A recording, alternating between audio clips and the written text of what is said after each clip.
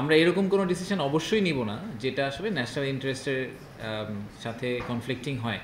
So কিছু example, for example আমি জানি এটা নিয়ে অনেক কনফিউশন আছে যে মিরেশ্বরা ইকোনমিক জোনে একটা ইন্ডিয়ান ইজেড আছে কি না, বাট জানি না, এটা আমরা মনে হয় কোনো একটা জায়গায় একবার কভার করার চেষ্টা করেছিলাম। ইন্ডিয়ান আসলে একটা মিরেশ্বরা ইকোনমিক জোনের যে অরিজিনাল মাস্টার প্ল্যান ছিল, অরিজিনাল মাস্টার প্ল্যানটা ছিল হচ্ছে 33,000 একরের। সেই মাস্টার প্ল্যানটাকে আমরা কেটে ফেজ ওয়ানে ছোট করে প্রায় 10 থেকে 15,000 একরের মধ্যে কমিয়ে নিয়ে এসেছি, কারণ আমার বিশ্বাস যে এত জায়গার আসলে দরকার নেই সরকার। বাকিটা আমরা সেকেন্ড ফেজে বা থার্ড ফেজে হয়তো দেখতে পারি। আর ভারতীয় অর্থনৈতিক অঞ্চলে যে কথাটা বলা হয় সেটা আসলে কাগজে কলমের একটা অর্থনৈতিক অঞ্চল। এটা অরিজিনাল মাস্টার প্ল্যানে ছিল, কিন্তু এটাকে কখনো আসলে কোনো ধরনের সিগনিফিক্যান্ট প্রোগ্রেস বা কোনো কাজ করা হয়নি। ওখানে যে এলাকাটাকে মাস্টার প্ল্যানে ইয়ারমার্ক করা আছে সেটা একটা বনাঞ্চল। সো মানে practically there is no progress বা সেট আপ। সো এটা নিয়ে অনেক মিসকনসেপশন আছে পাবলিক ডোমেইনে এবং জার্নালিস্টদের কাছে। বাট আমি এটা একবার মনে হয় কোনো একটা প্রেস কনফারেন্সে ক্ল্যারিফাই করেছিলাম, আবারও ক্ল্যারিফাই করছি যে এরকম কোনো আসলে অ্যাক্টিভিটি বা কিছুই ওখানে এই মুহূর্তে করা হয়নি, এবং এটা নিয়ে অন্তর্বর্তীকালীন সরকার আসার পর এটা নিয়ে ফার্দার কোনো প্রোগ্রেস বা রিগ্রেস কিছুই হয়নি। এটা ইটস এ কমপ্লিট পজ বা পোস্টপোনমেন্ট পজিশনে আছে।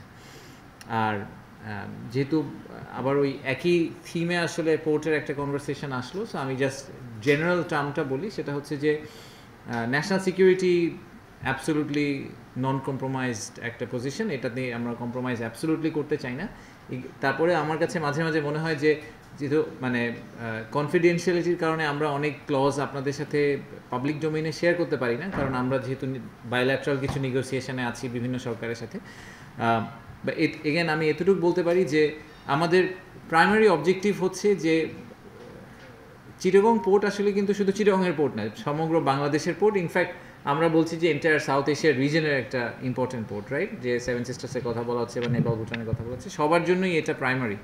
তো তাই যদি হয়ে থাকে চিটাগং পোর্টের বা চিটাগংয়ে যেই কয়টা পোর্ট হবে সবগুলা পোর্টকে ওয়ার্ল্ড ক্লাস কোয়ালিটি এবং মোস্ট এফিশিয়েন্ট পোর্ট হিসাবে অপারেট করতে হবে, ওয়াইল এনশিওরিং যে আমাদের কোনো জব লস না হয়, এবং ওয়াইল এনশিওরিং যে আমাদের ন্যাশনাল ইন্টারেস্ট কমপ্লিটলি সার্ভ হয় এবং আমাদের ন্যাশনাল সিকিউরিটিতে কোনো ইম্প্যাক্ট না হয়। তো এই এই এই থিমের উপর বেস করে আমরা যাবতীয় আসলে কথাবার্তা বিভিন্ন দেশ এবং বিভিন্ন কোম্পানির সাথে করছি। আমি পার্সোনালি খুব ক্লোজলি এটা মনিটর করছি, কারণ আমার জন্য এই মনিটরিংটার আমি আসলে স্পেসিফিক্যালি পোর্টের নেগোসিয়েশন নিয়ে ইন্টারেস্টেড না, কারণ এটা শিপিং মিনিস্ট্রির দায়িত্ব বা চিটাগং পোর্ট অথরিটির দায়িত্ব। আমি যেই কারণে এটা নিয়ে ইন্টারেস্টেড সেটা হচ্ছে যে ওই পোর্টে কিছু প্র্যাকটিক্যাল বিনিয়োগ আসার কথা, এবং তার চেয়ে যেটা ব্যাপারে আমি বেশি ইন্টারেস্টেড সেটা হচ্ছে যে পোর্টটা যদি ঠিকভাবে না হয় তাহলে সমগ্র বাংলাদেশের কোথাও ম্যানুফ্যাকচারিং বিনিয়োগ করা সম্ভব না। সবার একই কমপ্লেন যে বাংলাদেশের প্রোডাক্ট ডোর টু ডোর যেতে ফ্যাক্টরি আউটডোর থেকে আমাদের যে আউটলেট, সেই ইউরোপের আউটলেট বলেন আমেরিকান আউটলেট, যেই সময় লাগে ভিয়েতনামে এর 3 ভাগের 1 ভাগ সময় লাগে। সো এই গ্যাপ আমরা রিডিউস করতে না পারলে হবে না।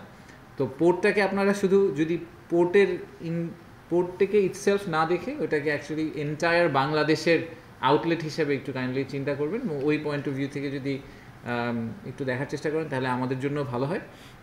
এবং আমি অ্যাটলিস্ট আপনাদেরকে মানে আপনারা আমার ব্যাকগ্রাউন্ড যেহেতু জানেন, আমি আবারও বলছি যে ন্যাশনাল ইন্টারেস্টের উপরে there is no other interest, so we will make sure that never is